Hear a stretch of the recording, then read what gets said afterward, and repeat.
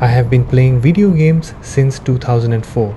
It was on a fat CRT monitor with an AMD PC running Windows XP. Some people argue that love for old video games is purely nostalgia and things were not so good back then. But I don't think nostalgia explains everything, because when you look at the games that still stay with us decades later, a pattern starts to emerge. Games like BioShock, Deus Ex, Silent Hill 2, Half-Life 2 and my favorite from childhood, Rainbow Six 3, Raven Shield. The Rainbow Six 3 main menu theme, that patriotic tune was so gorgeous, even now I still listen to it at times. They weren't perfect, but they felt like something more than products. They felt like dreams brought to life, like someone had an idea they couldn't stop thinking about, and somehow convinced an entire team to help build it. Somewhere along the way, that feeling became harder to find. Now, before anyone accuses me of saying modern games are soulless, that's not what this video is about. Some of the best games ever made have come out in recent years. Expedition 33 is proof that ambitious creative storytelling is still alive. The Resident Evil series continues to show what happens when talented developers fully commit to a clear vision. And despite all the criticism directed at tools like Unreal Engine, the art of making video games hasn't disappeared, not even close. Passion still exists and creativity still exists. The problem isn't that great games are gone. The problem is that they're increasingly forced to survive inside an industry that doesn't always reward the things that made them great in the first place. When I look back at games from the 2000 to 2010 era, what I remember isn't graphical fidelity or frame rates. What I remember is the feeling that someone really wanted these worlds to exist. You'd boot up a game and almost immediately get the sense that there was a real person behind it, not a committee, not a brand, and not a marketing strategy. A person, someone who had an idea stuck in their head and spent years bringing it to life. I think that's the feeling many people are talking about when they say modern gaming has lost some of its magic, because the truth is, we have better technology than ever. Games look better, developers have more powerful tools, and studios have bigger budgets. So if everything is technically better than it was 20 years ago, why do so many players feel like something important got left behind? I think the answer has very little to do with technology and a lot to do with what happens when an art form becomes an industry. Go watch interviews with game developers from the early 2000s. They're fascinating. Most of them don't look like corporate executives, they look like nerds. The kind of people who spent way too many hours talking about science fiction, philosophy, history, level design, strange game mechanics, or some obscure feature that only a handful of players would ever notice. When you listen to them talk about their games, they weren't speaking the language of investors. They talked about ideas, worlds, characters, stories, and experiences. They talked about things they wanted players to feel. You never got the feeling they were chasing a market opportunity. You got the feeling they were chasing an idea, something they thought was exciting and wanted to exist. That passion found its way into the final product. Games felt personal, sometimes messy, sometimes flawed, but always personal. A lot of that personality came from limitations. Back then, developers couldn't hide behind photorealism because photorealism simply wasn't possible. If you wanted your game to stand out, you needed style, identity, and a recognizable artistic vision. That's one of the reasons so many older games still hold up visually today. Take BioShock. Nobody looks at BioShock in 2026 and mistakes it for a modern game. But that's not the point. What makes BioShock memorable isn't realism, it's identity. The Art Deco architecture, the mood, the colors, and the atmosphere mean the moment you see Rapture, you know exactly what game you're looking at. The same thing can be said for games like Okami, The Wind Waker, Silent Hill 2, and Team Fortress 2. They weren't chasing reality, they were chasing a vision, and that's why they've aged so gracefully.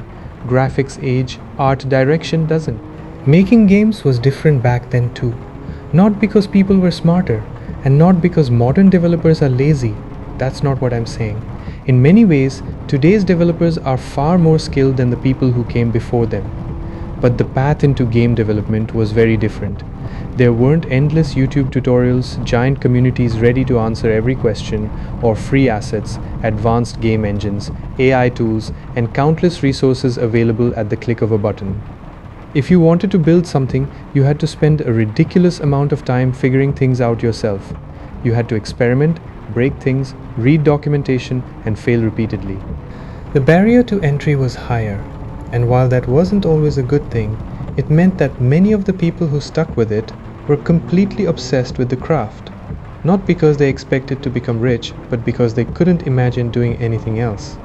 Then the industry grew up, and with that growth came money, a lot of money.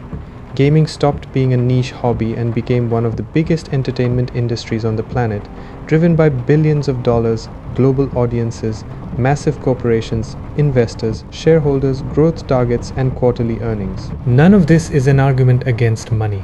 Games cost money, the people making them deserve to be paid, and nobody is asking publishers to operate like charities. But somewhere along the way, creativity and business stopped working together, and business started taking the driver's seat, because the larger budgets became, the less room there was for risk.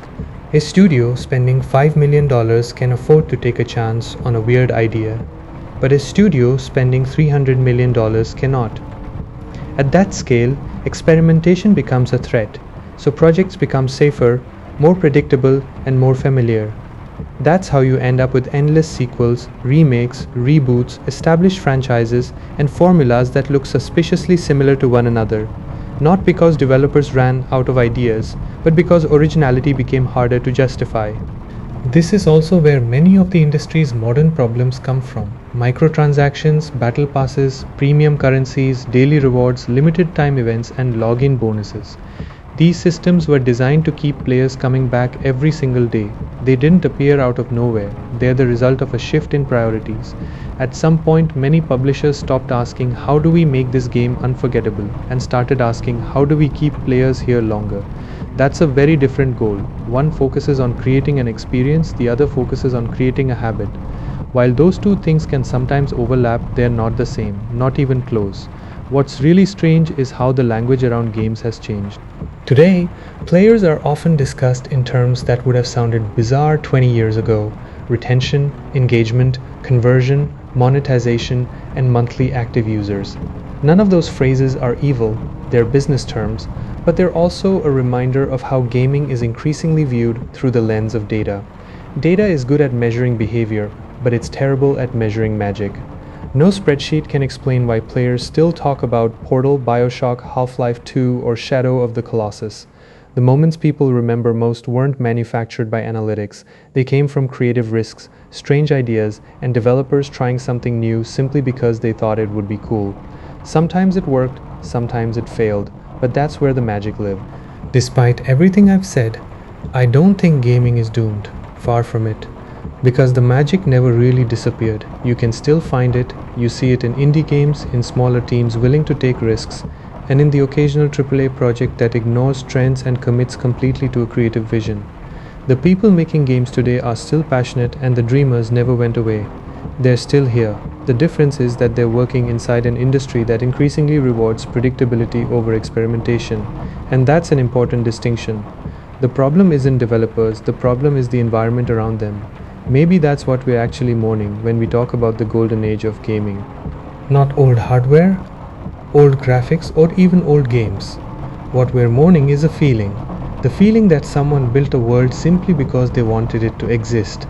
That a group of passionate weirdos got together, had a ridiculous idea, and somehow turned it into something real.